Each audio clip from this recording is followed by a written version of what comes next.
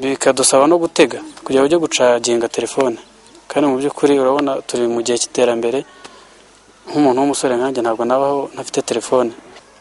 Ikindi nababwira nuko n'uturutse hirya azabona ko hano mu mudugudu w'Agasozi Ndatwa haracanye, nta n'umuntu waturuka hirya no hino ngo wenda aba yaza guhungabanya umutekano, kuko umuntu wabasha kureba nibura muri metero 200 imbere ye.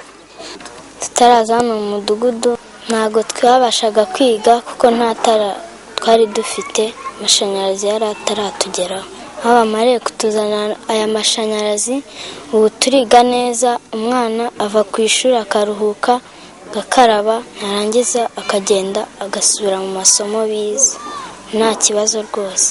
Tutarabona no mashanyarazi nabaga nka 17, 18. Nyuma yaho tuboneye amashanyarazi mbu wa mbere.